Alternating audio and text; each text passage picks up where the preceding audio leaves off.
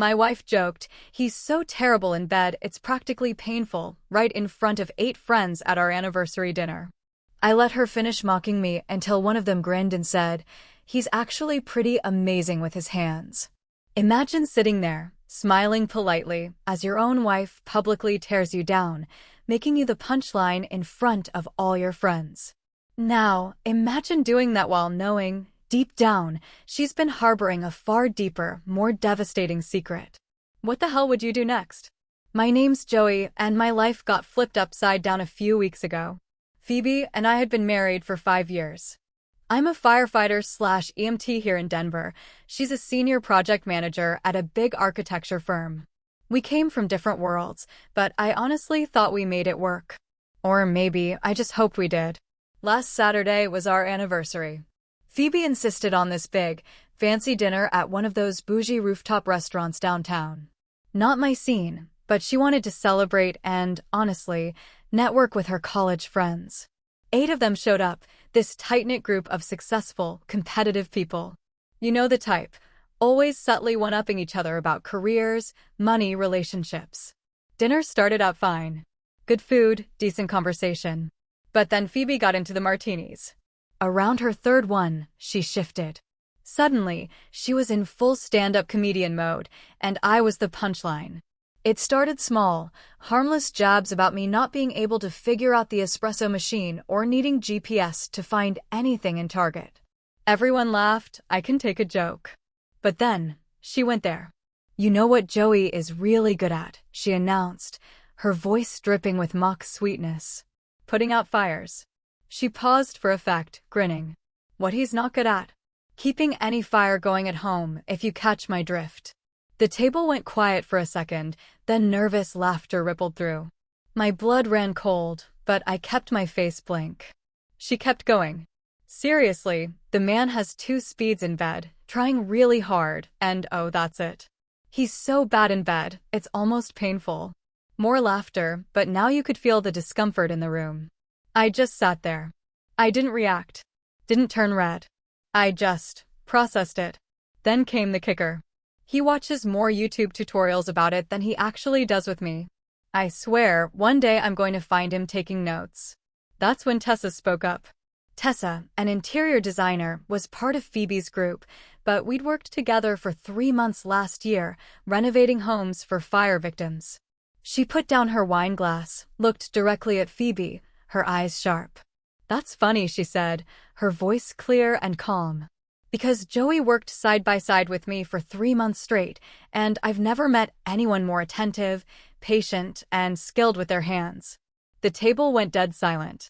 You could literally hear a pin drop. Phoebe's face cycled through about 5 different emotions: confusion, anger, a flicker of panic. "What the hell is that supposed to mean?" she snapped. Tessa just shrugged.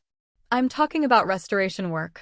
Installing drywall, refinishing hardwood, that kind of thing.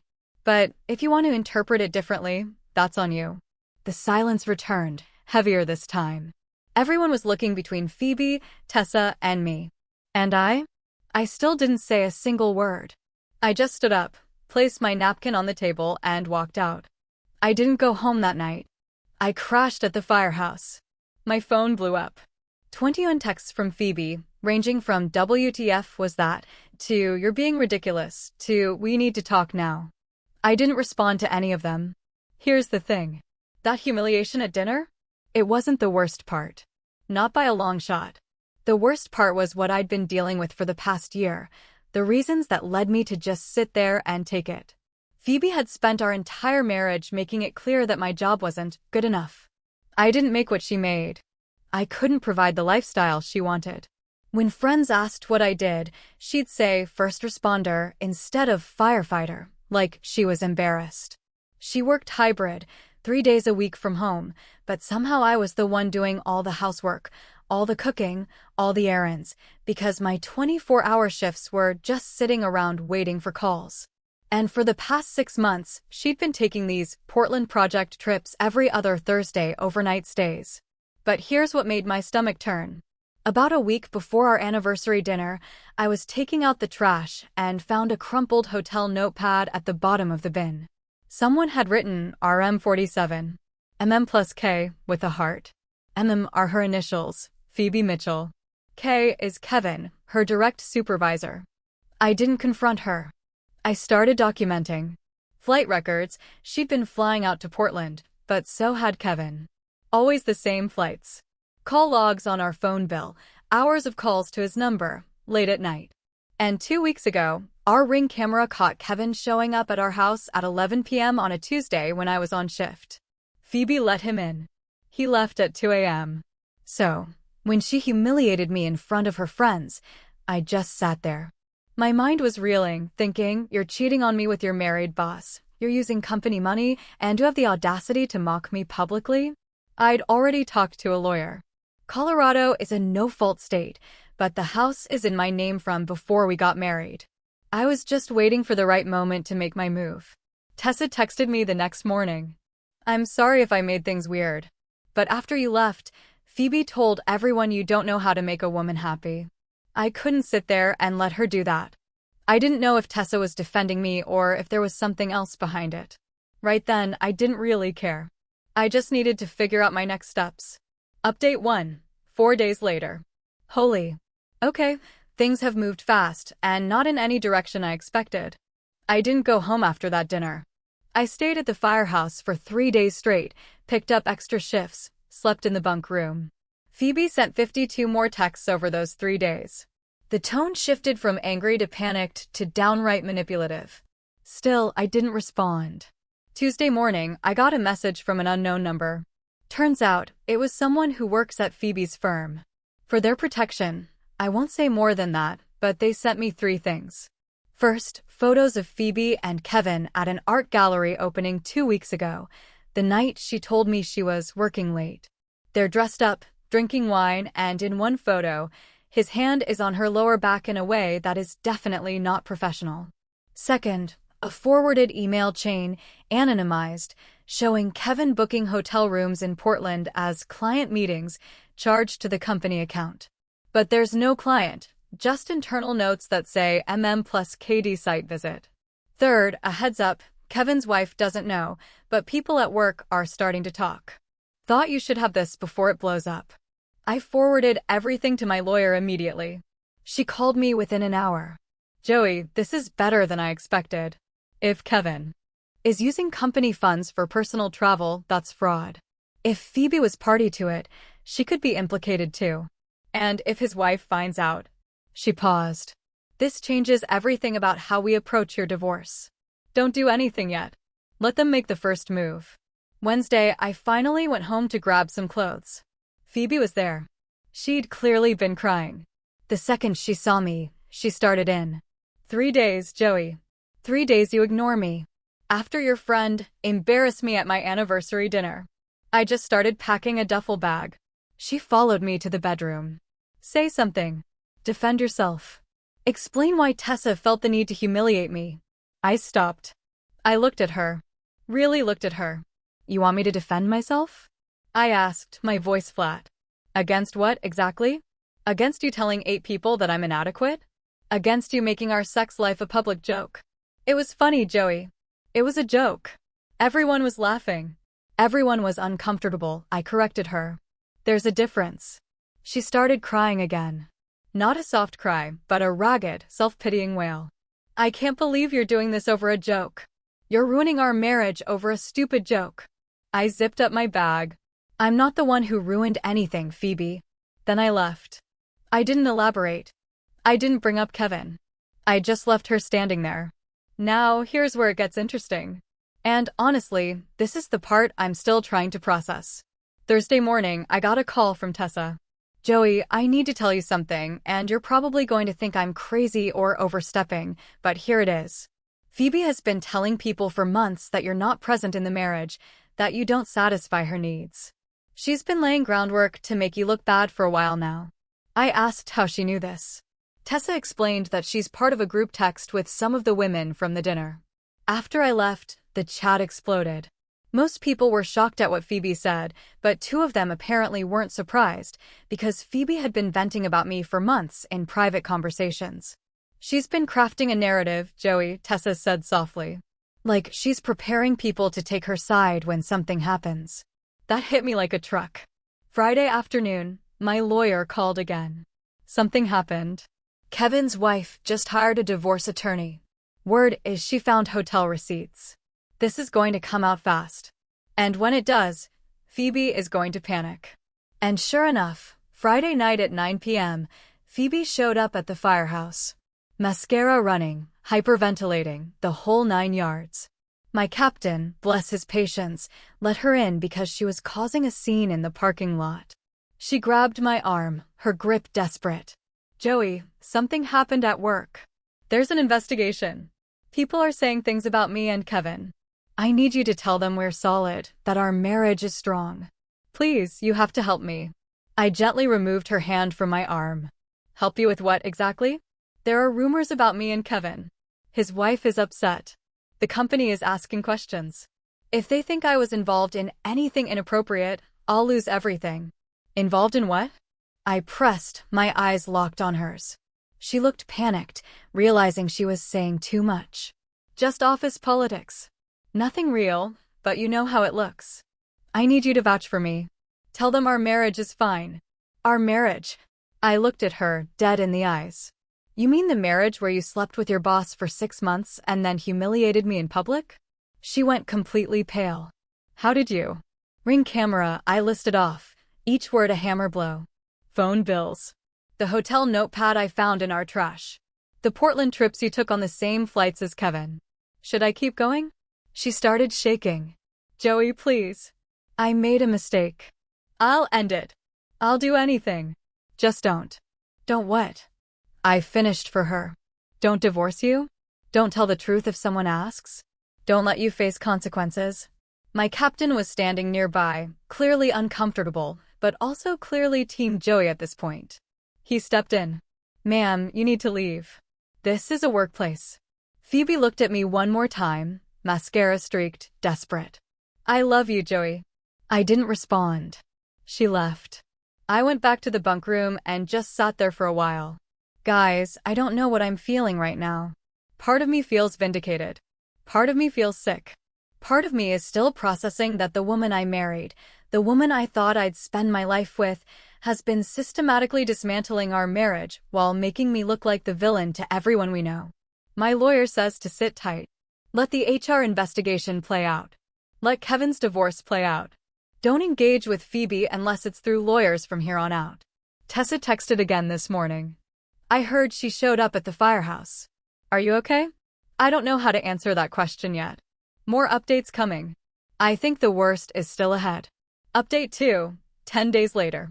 I honestly didn't think I'd be back here this soon, but this situation has gone completely off the rails. And I mean, completely. When I left off, Phoebe's affair with Kevin was exposed. His wife was filing for divorce, and the company was investigating. I thought that was the climax. Turns out, that was just the opening act. Monday morning, 9 days ago, Phoebe was called into an HR meeting. She texted me 34 times during that meeting. I didn't respond, but my lawyer advised me to screenshot everything in case it becomes relevant later. The messages ranged from "they're asking about Portland" to "Kevin is lying about everything" to "I need you to tell them we were fine." Tuesday afternoon, I got a call from the same anonymous source at her company. This is where things get absolutely insane. Kevin didn't just throw Phoebe under the bus. He orchestrated the bus, loaded it with evidence, and drove it over her himself. Here's what happened. When HR started investigating the Portland trips, Kevin immediately went into self-preservation mode. He told HR that Phoebe had been pursuing him, that she'd been making advances, sending inappropriate messages, and essentially using her marital problems as justification for crossing professional boundaries. He claimed he tried to keep things professional, but she was relentless. Then he submitted to HR a series of text messages between them. They were real messages, but he deleted his own responses to make it look like she was coming on to him unprompted. Screenshots showed her saying things like, "Can't wait to see you tomorrow," and "Are you free tonight?" But none of his replies confirming he was equally involved. The piece de resistance? He told HR she'd threatened to claim sexual harassment if he didn't help her with a promotion. A complete fabrication. But he played it like he'd been the victim this whole time. My source sent me one more thing. Photos from the company Christmas party last year. Kevin and Phoebe in a coat closet. Very much not keeping things professional. These weren't in the HR investigation. Because Kevin had gotten to HR first and framed the narrative. Wednesday, Phoebe showed up at my house. Our house. I'd moved back in 2 days before, because legally it's mine and my lawyer said I should establish residence. She looked like she hadn't slept in days, hair greasy, sweatpants, eyes wild. Joey, Kevin is destroying me. He's telling everyone I forced myself on him. He's saying I threatened him. None of it's true. You have to help me. You have to tell them we were happy. You have to get out, Joey, please. We were not happy, I stated, my voice like ice. You cheated on me. You humiliated me. And now you want me to lie for you. She started crying. Not pretty crying. The kind of crying that's more about panic than sadness. If I lose this job, I lose everything. My career, my reputation. I couldn't help but laugh. A bitter, hollow sound. Phoebe, you torpedoed your own reputation when you decided to sleep with your married boss and use company money to do it. She tried a different approach, softened her voice. Joey, we were together for 5 years. That has to mean something. I made mistakes, yes, but Kevin is making me out to be some kind of predator. He's lying. I need you to, what you need, I cut her off, is a lawyer and therapy and to get the hell out of my house. She switched to anger, her face flushing red. Your house? We're married. This is my house too. Premarital asset, I calmly explained, repeating my lawyer's words. Colorado is an equitable distribution state. My lawyer says you're entitled to maybe 5% of the marital assets, which amounts to basically nothing since I paid off this house before we got married. And your income went straight to your shopping addiction. Her face went from red to ashen. You already talked to a lawyer weeks ago? She looked at me like I'd grown a second head. You've been planning this. No, Phoebe, I corrected her, my voice unwavering. I've been reacting to this. There's a difference. Then she went completely off script. It's Tessa, isn't it? Are you sleeping with Tessa? Is that what this is about? Jesus Christ, I muttered, shaking my head. Not everything is about sex, Phoebe. She defended you at that dinner. She made me look stupid. No, I countered. You made you look stupid. She just pointed out that your narrative about me doesn't match reality. Phoebe grabbed her phone and started typing frantically. I'm going to tell everyone. I'm going to tell all our friends that you've been planning this. That you let me humiliate myself while you collected evidence. I just looked at her. Go ahead. Please tell everyone how your husband documented your affair with your married boss and gathered evidence instead of flying off the handle. See how much sympathy you get. She stared at me for a long, silent moment. Then she threw her phone at the wall. It shattered. She started screaming about how I ruined her life, how I was vindictive, how I never loved her, how I was going to regret this. My neighbor called the police. 2 squad cars showed up, officers I actually know from joint emergency response situations. Phoebe tried to explain that this was her house, too, and I was kicking her out. One of the officers gently explained that since I'm the title holder and we're separated, she needs to arrange a time to collect her belongings with supervision. She left, still screaming, neighbors recording on their phones. Thursday, the video showed up on Facebook. Someone had filmed Phoebe's meltdown from their doorbell camera. It spread through the local social media groups like wildfire. The same friends from the anniversary dinner started commenting. Some supportive of her. Most not. One comment from someone named Rachel really stuck out. She spent months telling us Joey was emotionally unavailable and borderline neglectful. Now we find out she was cheating and he was just protecting himself. Wild. Friday afternoon, I got a call from Tessa. Joey, I need to tell you something. Phoebe called me. She's convinced you and I are having an affair. She's threatening to report me to my licensing board for unprofessional conduct during our community project. I didn't want to bother you with this, but my attorney says I should give you a heads up. So now Phoebe is trying to take down Tessa too. Classic misdirection. This morning, my lawyer emailed. HR concluded their investigation. Phoebe has been terminated. effective immediately, for misuse of company funds and violation of workplace conduct policies. Kevin has been suspended pending further investigation, but given his seniority and the ambiguity in the text messages, he'll probably keep his job with a demotion. So, Phoebe lost her job. Kevin gets a slap on the wrist. And I'm sitting here trying to process how the woman I married turned into someone I don't even recognize. She texted me one more time this afternoon. I hope you're happy. I hope destroying me was worth it. I didn't respond, because here's the truth. I didn't destroy her. She destroyed herself. I just refuse to go down with the ship. Divorce papers are getting filed this week. My lawyer says it'll be quick and clean since there are no kids, no shared assets worth fighting over, and she's not in any position to drag things out given her current situation. The guys at the station keep asking if I'm okay. Honest answer? I don't know yet. I'm relieved. I'm angry. I'm sad mostly. I just feel tired. But I'm still standing. That's something. Final update. It's been 11 days since my last update, and I wasn't sure I'd post again. But enough people were asking for closure that I figured I owed you all an ending. Though, honestly, I'm not sure this is really an ending so much as just where things are now. So, first, the big news. Phoebe's termination triggered a chain reaction I didn't see coming. Last Tuesday, Kevin's wife filed a lawsuit against Kevin and the architecture firm for fraud and emotional distress. Her attorney argued that the company enabled the affair by allowing Kevin to misuse corporate funds, and that HR's initial investigation was compromised because Kevin reported to the VP who signed off on his travel expenses. The firm is now in full panic mode, doing an audit of every trip Kevin approved in the past 3 years. Kevin got suspended with pay while they investigate. But here's the kicker. Turns out Kevin's wife found more hotel receipts. Not just Portland, but Seattle, Phoenix, San Diego, all with different women on his team. Phoebe wasn't even his only affair. She was just the one who got caught first. Wednesday afternoon, I was at the grocery store when I ran into 2 of the friends from the anniversary dinner, Michelle and Jard. They actually stopped their cart and came up to me. Michelle looked genuinely uncomfortable. "Joey," she started, "we owe you an apology. We should have said something that night. What Phoebe did was completely out of line, and we just sat there." Jard nodded. "We've been talking about it a lot, about how she'd been saying things about you for months, and we just took her word for it instead of questioning why a grown woman felt the need to trash her husband to her friends constantly." I appreciated that. Told them I understood. It's hard to call out a friend in the moment. But Michelle said something that stuck with me.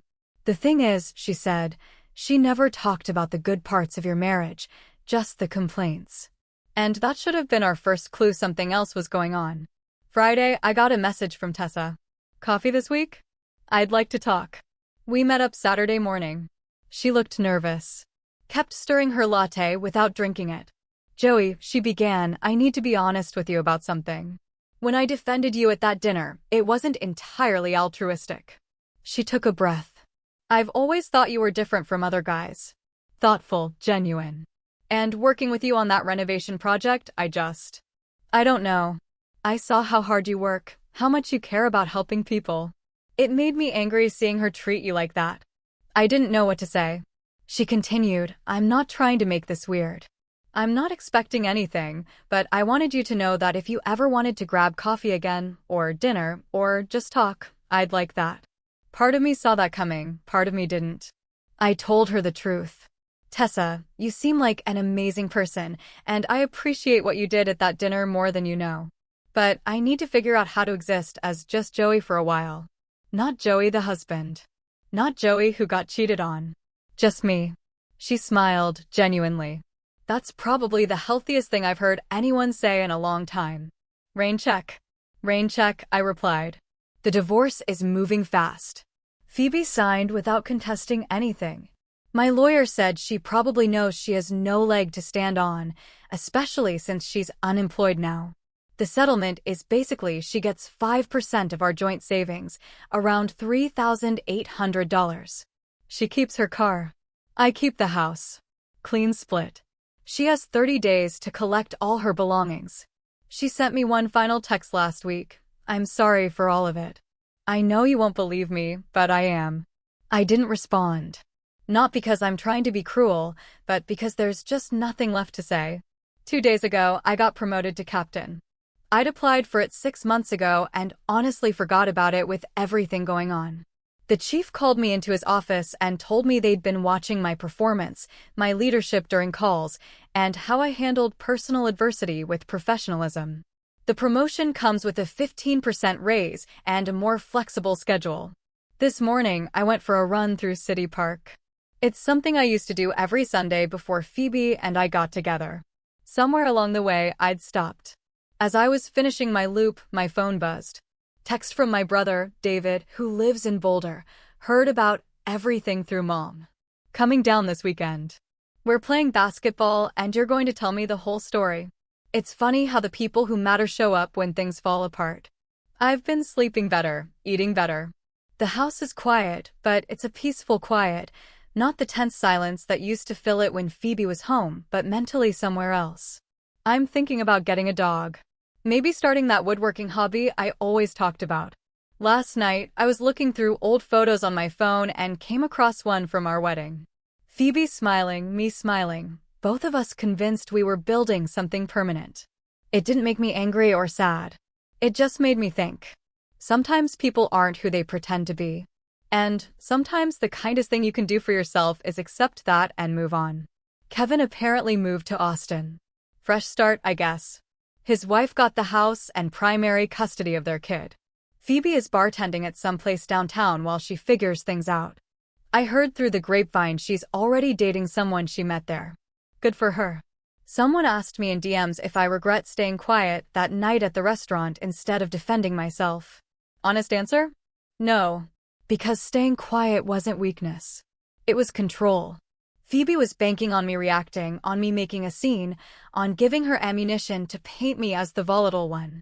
By staying calm, by gathering evidence, by protecting myself legally before engaging emotionally, I gave myself the best possible outcome. I'm okay. Not great yet, but okay. And some days, okay is enough. What would you have done in my shoes that night? Let me know in the comments below.